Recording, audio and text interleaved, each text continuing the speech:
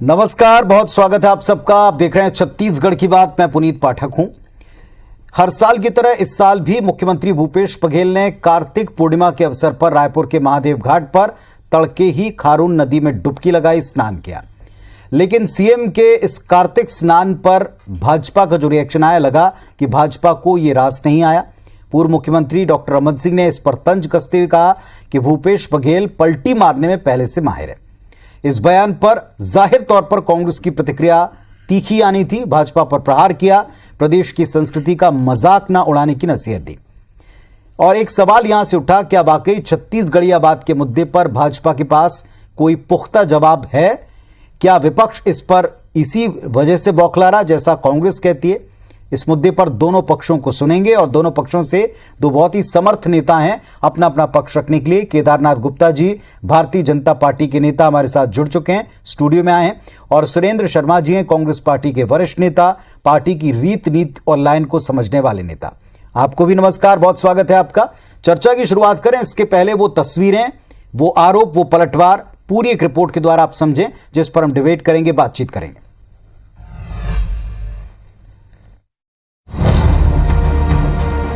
कुछ इस अंदाज में एक बार फिर राजनीति के माहिर खिलाड़ी मुख्यमंत्री भूपेश बघेल ने कार्तिक पूर्णिमा के मौके पर अल सुबह खारून नदी में डुबकी लगाई। लेकिन हर साल की तरह इस साल भी महादेव घाट पर स्नान करने पहुंचे सीएम की डुबकी भाजपा को जरा भी रास नहीं आई। सीएम के स्नान की तस्वीरों को कांग्रेस ने छत्तीसगढ़ी संस्कृति और छत्तीसगढ़ियावाद का जीवंत पर्याय बताया, तो बीजेपी ने इस पर तंज कसा कि पलटी मारने में सीएम भूपेश का कोई तोड़ नहीं। मुख्यमंत्री जी डुबकी लगाते हैं और गुलाटी भी खाते हैं, तो उनकी वो आदत पुरानी है। जितने वादे किए हैं, जितने विश्वास प्रकट किया है, जितना चुनाव घोषणा पत्र है, उसमें सब में पलटी मार गए। और दूसरी जगह चुनाव प्रचार में जाते हैं, इसी झूठ का प्रचार भी करते हैं, जबकि सारे वादे अधूरे हैं। ये सरकार उन वादों से मुकर रही है, भाग रही है, और छत्तीसगढ़ की जनता राज्य के इस वादा खिलाफी से आक्रोशित है। जाहिर है वार सत्ता और संगठन के सबसे बड़े चेहरे पर हुआ है, तो कांग्रेस ने भी आक्रामक अंदाज में जवाब दिया है। कांग्रेस का कहना है कि मुख्यमंत्री भूपेश बघेल के छत्तीसगढ़ियावाद का भाजपा के पास कोई जवाब नहीं। संसदीय सचिव विकास उपाध्याय के मुताबिक पूर्व सीएम रमन सिंह की प्रतिक्रिया दरअसल भाजपा की खींच है। साथ ही चेताया कि छत्तीसगढ़ मैतारी और यहाँ की संस्कृति का मजाक उड़ाना भाजपा को महंगा पड़ेगा। यहाँ की संस्कृति, यहाँ की परंपराओं को विश्व स्तर पर पहचान दिलाने वाले भूपेश बघेल जी जो काम कर रहे हैं, उस काम के विषय में वो तीखा टिप्पणी करते हैं। लेकिन मैं समझता हूँ छत्तीसगढ़ की 2 करोड़ जनता पर भूपेश बघेल जी उनके दिलों में राज कर चुके हैं, और ये भारतीय जनता पार्टी को ये बात हजम नहीं हो रही। भाजपा बार बार ये याद दिलाती रही है कि प्रदेश का निर्माण दिवंगत पूर्व पीएम अटल जी ने किया है। सच है, लेकिन उतना ही सच ये भी कि प्रदेश की मिट्टी और विरासत से जुड़े तीज त्योहार को बड़े स्तर पर मनाकर जिस अंदाज में भूपेश सरकार ने सांस्कृतिक प्रतीकों को उभारा है, उसका जवाब आज भाजपा के पास नहीं दिखता। सवाल ये, क्या भाजपा वाकई वक्त रहते इसका तोड़ खोज पाएगी? राजेश मिश्रा, IBC 24, रायपुर। चलिए, आप सभी जानते हैं कि IBC 24 पर डिबेट आजकल ब्रेकलेस हैं, और इन ब्रेकलेस डिबेट में ओपनिंग स्टेटमेंट आप दोनों अपनी 2-2 मिनट के भीतर रखेंगे। केदारनाथ गुप्ता जी से आज हम चर्चा की शुरुआत करते हैं, क्योंकि डुबकी पर जो प्रतिक्रिया आई उन्हीं से जानते हैं, समझते हैं कि क्या ये भारतीय जनता पार्टी की खींच है?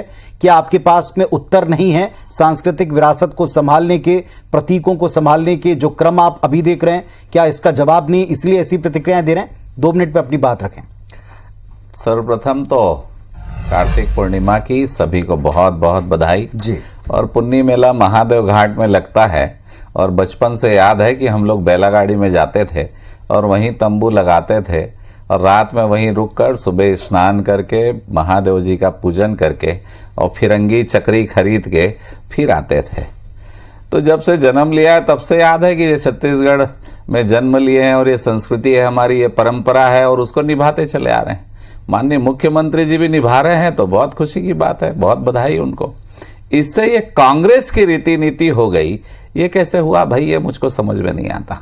ये तमाम लोग आजकल जो बात करते हैं कि ये कांग्रेस पार्टी ये कर रही है, दूसरे नहीं कर रहे थे, तो मुझे तो अभी बैठे बैठे याद आ गया कि पुन्नी मेला हम लोग बैलागाड़ी में जाते थे, तो उस समय भी जाते थे, आज भी जाते हैं लोग, आज भी बच्चों को घुमाने ले जाते हैं, फिरंगी चक्री और नदी में डुबकी लगाना सब करते हैं। सवाल पलटी मारने का है, सवाल तीज त्योहार का नहीं है। हम तो सारे तीज त्योहार मनाते हैं, पलटी मारने का सवाल है। और ये विषय है, ये जनता की, छत्तीसगढ़ की जनता की चिंता की है पूर्व मुख्यमंत्री जी ने कि भाई आप नदी में नहाओ, त्योहार है, सब नहाते हैं, आप भी नहाए, अच्छा बात किए, लोग डुबकी लगाते हैं, आप पलटी मार दिए। तो पलटी मारने के ऊपर वो सब कहानी याद आ गई कि आपने शराबबंदी कही और वोट लूट लिया लोगों का और शराबबंदी नहीं की। आपने कहा कि युवा बेरोजगारों को 2,500 रुपये महीना हम देंगे, नहीं तो रोजगार देंगे, ना रोजगार दिया, ना 2,500 रुपया दिया। और निश्चित रूप से 2 वर्ष का बोनस देने की बात हुई थी धान का, वो भी नहीं दिया। और सबसे बड़ी बात आज आपके चैनल में मैं कहता हूं, याद दिलाता हूं माननीय मुख्यमंत्री जी को, उन्होंने कहा था कि 25 रुपया टन कोयले में दलाली ले रहे हैं, ऐसा माननीय डॉक्टर रमन सिंह जी का कहना है। अगर ये प्रूव नहीं हुआ तो हम मानहानि का दावा करेंगे। उससे भी पलट गए। करिए ना भाई, करिए, क्यों नहीं कर रहे हैं? तो निश्चित रूप से डॉक्टर रमन सिंह जी पूर्व मुख्यमंत्री अपनी बात रखी, अब आपके पास वापस में लौटूंगा। जो बातें आपने की शर्मा जी ने सुन ली। शर्मा जी, ये जो प्रतिक्रिया आई थी डुबकी लगाने वाली तस्वीरों की, डुबकी से नहीं पलटी से दिक्कत है, जो जवाब यहां आया, दोनों पर आप अपनी बात रखें। देखिए पाठक की मुख्य रूप से बात यह है कि डॉक्टर रमन सिंह जैसे एक सुलझे हुए व्यक्ति के द्वारा, मैं विगत कुछ समय से देख रहा हूं, वो जिस तरह की बयानबाजी कर रहे हैं वो वास्तविक में एक तरह से खींच और अकुलाहट की सिवाय कुछ। जैसे अभी केदार भाई ने कहा कि भाई ये तो हमारी पुरानी परंपरा है, कि ये वो भी कह सकते थे कि भाई कार्तिक पूर्णिमा के दिन सवेरे जाकर के नदी में स्नान करना हमारी छत्तीसगढ़ की नहीं, हिंदुस्तान के सनातन धर्म की परंपरा है, हम लोग हमेशा से निभाते हैं। और हमारे मुख्यमंत्री जी ग्रामीण परिवेश से आते हैं, गाँव के रहने वाले व्यक्ति हैं, और उनको पलटी मार करके तालाब में कूदने का अभ्यास है और पलटी मार के तालाब में कूदते हैं। मगर सवाल ये है कि इन सारी चीजों को जिस तरह से लगातार छत्तीसगढ़ की सरकार और छत्तीसगढ़ की जनता प्रोत्साहित कर रही है, तो इससे भारतीय जनता पार्टी बहुत चिंतित है, बहुत परेशान है। और वो लगातार सेल्फ गोल कर रहे हैं, यानी जिस चीजों में बयान देना चाहिए उसमें भी बयान देते हैं, जिस चीज में बयान नहीं देना चाहिए उसमें भी बयान देते हैं। अब इसमें बयान देने की क्या जरूरत है? मैं कह रहा हूं कि कांग्रेस पार्टी कौन से वादे से पलटी है? जो वादा कांग्रेस पार्टी ने किया है उन वादों पर अभी भी अडिग है। आज तक किसी वादे को उन्होंने ये नहीं कहा कि हमने नहीं कहा है, और जितना हम कर सके हैं, और जो धान खरीदी का विषय हो, कर्जा माफी का विषय हो, अन्य बहुत सारे विषय हैं जिनको छत्तीसगढ़ की सरकार ने तात्कालिक प्रभाव से किया है। कुछ वादे हमारे बाकी हैं, इससे हम इनकार नहीं करते। मगर जो कोरोना की परिस्थिति आई, जो आज परिस्थिति है प्रदेश की, इन सारी बातों को विचार करते हुए सरकार जो है उसमें लगातार कदम उठा रही है। तो भारतीय जनता पार्टी को लगातार मैं एक चीज देख रहा हूं कि छत्तीसगढ़ में तो कम से कम उनकी बहुत ही अव्यवस्थित हो गया है। क्या कहना है, क्या बोलना है, क्या बोलना चाहिए, क्या नहीं बोलना चाहिए। शर्मा जी, आपने भी अपनी बात रखी। अब मैं आपकी बात को आगे बढ़ाता हूं, केदार जी से पूछता हूं, क्या बीजेपी को समझ में नहीं आ रहा किन्हीं विषयों के ऊपर जिस पर आप सेल्फ गोल कर लेते हैं, राजनीतिक तौर के ऊपर ऐसे बयान देते हैं कि आपको भारी पड़ जाते हैं? क्या ऐसी परिस्थितियां बन रही हैं जब आप इन हालात पर बोलते हैं? देखिए, बड़ा सीधा सा प्रश्न है कि कार्तिक स्नान करना चाहिए, कर लिया, डुबकी लगा ली, पलटी मार दी। अब जो राजनीतिक विषय है, छत्तीसगढ़ वाद का विषय, छत्तीसगढ़ियाओं की परेशानी का विषय है, क्या उसमें हम विपक्ष में रहेंगे तो जानकारी नहीं पूछेंगे? क्या आपके ऊपर हम आरोप भी ना लगाएं? एक तो आप काम नहीं कर रहे, क्यों नहीं दे रहा भैया आप बेरोजगारी भत्ता, क्यों नहीं कर रहे आप शराबबंदी? अगर हम पूछते हैं तो हम दागदार हो जाते हैं। अगर इसको आप दागदार कहते हैं और इसको आप कहते हैं कि हम गलत राह पे, तो इस राह पर हम चलते रहेंगे महाराज। ये याद रखना, हम हर कीमत पे छत्तीसगढ़ वासियों का भला चाहते हैं। छत्तीसगढ़ की संस्कृति और परंपरा में चलते हुए करिए ना शराबबंदी, क्या नहीं कहा था? और दूसरी बात महाराज, अगर आपकी नीति और नियत दिखती ना कि आप शराबबंदी करने वाले हैं तो हम नहीं कहते। आप तो डेलीगेशन भेजते हैं, वहां जाएंगे, उस राज्य में जाएंगे, देखेंगे, समझेंगे, कमेटी बना के छोड़ दिया। अरे क्या अनपढ़ है क्या सरकार? क्या इसमें आईएएस अधिकारियों को ऑनलाइन दिखता नहीं क्या किस प्रदेश में कैसे शराबबंदी हुई? जाकर ही दिखेगा। और वैसे ही 32% आदिवासियों के आरक्षण की बात है, उसकी कमेटी बन गई, उसमें लोग जाएंगे, वहां जाके पढ़ेंगे। अरे भाई आजकल दिल्ली जाके टिकट नहीं कराना पड़ता वापसी आने की, वो यहां से बैठे बैठे हो जाती है। खिड़की वहां नहीं है, ऑनलाइन हो जाती है। क्यों 32% आदिवासियों का आरक्षण नहीं दे रहे हैं? उसके लिए क्यों टीम बनाई? क्यों जाना चाहते हैं? क्या इसको भी कार्तिक स्नान की डुबकी लगा दोगे? आदिवासियों के आरक्षण को 32% का सुनते हैं जी। केदार भाई थोड़ा सुन लीजिए। दरअसल में दोनों एक साथ बोलेंगे तो ना आपकी बात लोगों को समझ में आएगी ना मेरी बात से। बोलिए। आपने एक प्रश्न किया शराबबंदी के विषय में। शराबबंदी के विषय में सरकार जो है निश्चित रूप से विचार कर रही है, सोच समझ के काम कर रही है। आपने स्वीकार किया कि हमने कमेटी का गठन किया है और कई प्रदेशों में जहां शराबबंदी हुई है उनके सारे परिणामों को और सब सारी परंपराओं को ध्यान में रखते हुए सरकार ने कदम उठाए।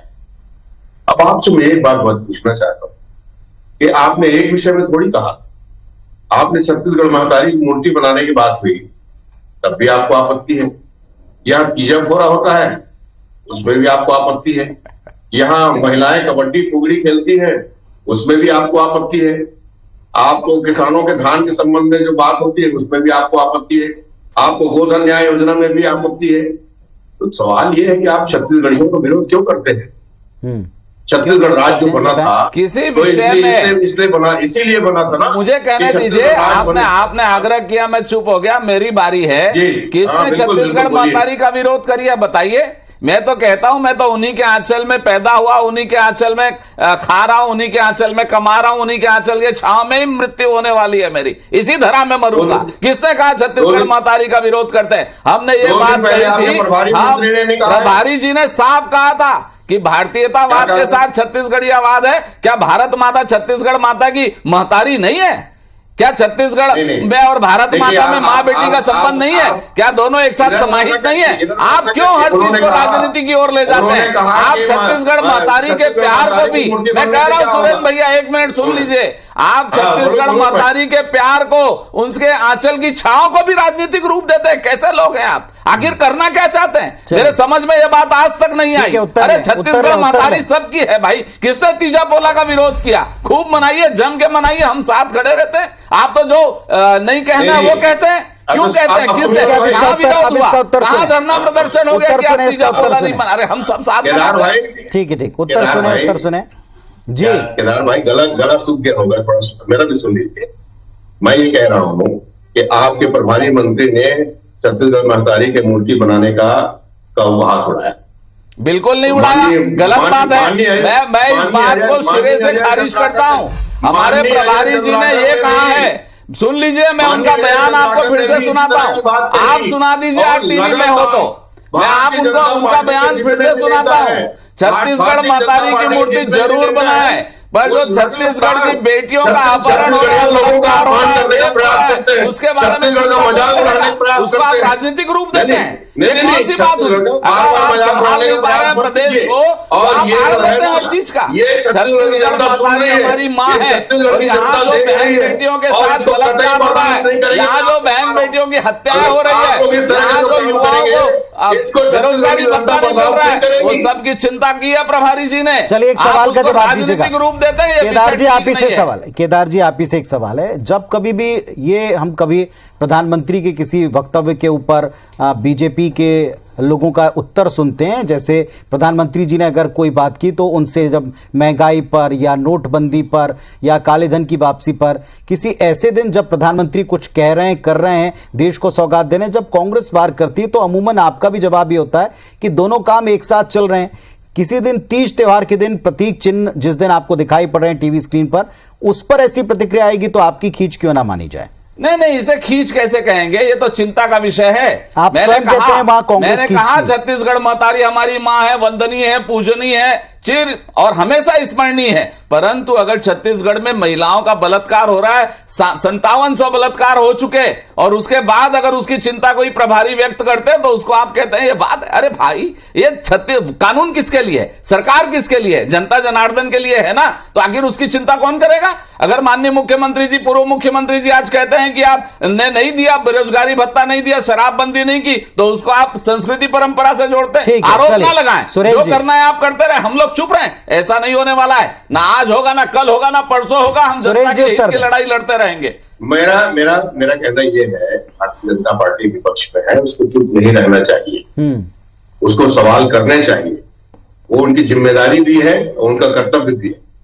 मगर सवाल यह है कि हर चीज को आप छत्तीसगढ़ की अस्मिता से जोड़कर उसको मुकाम क्यों उड़ाते? महाराज, आप जोड़ देते हैं, जहां पर आप असफल होते हैं ना, वहां आप अस्मिता से जोड़ते हैं। हम लोग तो नमन करते हैं, पुनः नमन करते हैं, पर जहां आप असफल होते हैं, कानून व्यवस्था आपकी असफल है, आपकी कानून व्यवस्था जीरो है। आर्थिक स्थिति में आप पूरे छत्तीसगढ़ प्रदेश को डुबा कर रख दिए हैं। 61,000 करोड़ रुपए का लोन ले लिया किसान भाइयों के नाम से, 40,000 किसान भाइयों को दिया, बाकी 22,000 करोड़ का हिसाब बताएंगे। अगर हम 22,000 करोड़ का हिसाब पूछेंगे तो बोलेंगे किसानों के विरोध में।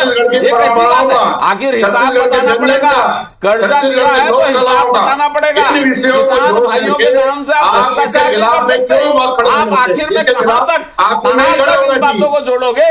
आपको खुद भी कहते हैं तो आप वो बात एक सवाल की बात पर भी लेना, 1 मिनट। सुरेंद्र शर्मा जी, एक यहाँ पर जो बात केदार जी ने कही, ये पहले भी हम सुन चुके हैं। भारतीय जनता पार्टी ने एक प्रतिक्रिया में कहा है कि जब कहीं किसी अधूरे काम की चर्चा चलती है तो छत्तीसगढ़िया बात की ओट लेती है। कांग्रेस पार्टी ने इस पर पहले जवाब दिया कि फिर आप राष्ट्रवाद की ओट क्यों लेते हैं? राष्ट्रवाद बनाम छत्तीसगढ़ियावाद पर भी बीच में एक बहस छिड़ी थी। आज की तस्वीरों पर आपको क्या लगता है, क्या ये वाद जवाब है जो भारतीय जनता पार्टी राष्ट्रवाद की बात करती है? देखिए पाठक जी, मैंने कल किसी जगह कहा था कि देखिए, अगर भारत देश को आप एक गुलदस्ता मानते हैं तो इसमें 28 प्रदेश है, इसके फूल है, और सबके अलग अलग फूल हैं, अलग अलग उसके रंग है, अलग अलग रूप है, अलग अलग खुशबू है, अलग अलग उसकी तासीर है। मगर वो अलग नहीं है, वो हिंदुस्तान के अंदर है, भारतीय गुलदस्ता का एक हिस्सा है। तो छत्तीसगढ़ हिंदुस्तान की भारत माता की एक दुल्हन बेटी है, और इसकी अपनी खासियत है, इसकी अपनी खूबसूरती है, इसका अपना एक गंध है। इसकी जो खासियत है, उस खासियत को छत्तीसगढ़ की सरकार की जिम्मेदारी है उसको सामने लाए।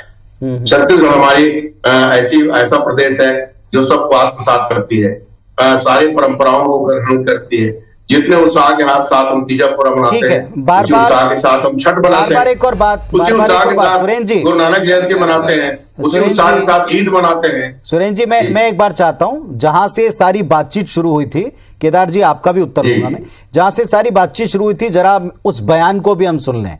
प्रभारी महोदय के सह प्रभारी के आने पर जिस दिन छत्तीसगढ़ महतारी की मूर्ति का अनावरण हो रहा था, जहां से सारी बातचीत शुरू हुई, जरा एक बार वो भी दर्शकों को याद करा दें। और मूर्ति किसका लगाएंगे? मूर्ति लगाने से क्या महिलाओं का सम्मान बच जाएगा क्या? महिलाओं के साथ जो शराबबंदी के कारण जो परेशानी पैदा हो रही है, लगातार महिलाओं का उत्पीड़न हो रहा है, उससे बच जाएगा क्या? मूर्ति किसका लगा रहे हैं? मूर्ति लगाने से क्या सम्मान बच जाएगा? इसी पर प्रहार केदार जी सर्वाधिक हुआ कि जब आप मूर्ति कोई लगाते हैं तो इसे राष्ट्रवाद से जोड़ देते हैं, प्रतीक चिन्हों के उभारने से जोड़ देते हैं, आप संस्कृति बचाने, एक इतिहास पलटकर नए सिरे से बताने की बात कहते हैं। जब यहां छत्तीसगढ़ महतारी की मूर्ति लगती तो आप कहते हैं मूर्ति किसकी लगाएंगे? इस पर लोगों का विरोध भड़का। पुनीत जी, बहुत अच्छा किया आपने जो उनका बयान सुना दिया।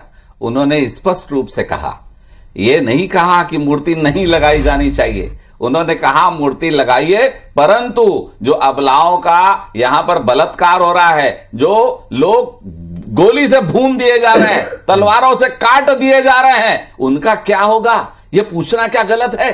अरे भाई, आप छत्तीसगढ़ की बात करते हैं, छत्तीसगढ़ का निर्माण तो पंडित अटल बिहारी वाजपेयी पूर्व प्रधानमंत्री जी ने किया, जो भारतीय जनता पार्टी के थे। सुरेंद्र जी ये आपसे लोग तो उत्तर देंगे। साल सत्ता में रहे, इनको छत्तीसगढ़ महतारी की याद नहीं। एक सवाल मुझे उनसे भी पूछने लिए हैं तो उसी का नाम लेकर रट एक सवाल मुझे उनसे भी, सुरेंद्र जी, जब यही सवाल भारतीय जनता पार्टी, एक मिनट केदार, जब यही सवाल कांग्रेस पार्टी पूछती है कि आप मुद्दों पर से ध्यान भटकाने के लिए बड़े आयोजन करते हैं, आप महंगाई पर से या काले धन पर से अपने पुराने वायदे को अधूरा छोड़कर जब नए प्रतिमान गढ़ते हैं, जब नए सिरे से तस्वीरें दिखती हैं, तो फिर आप पर ये आरोप क्यों लगते हैं?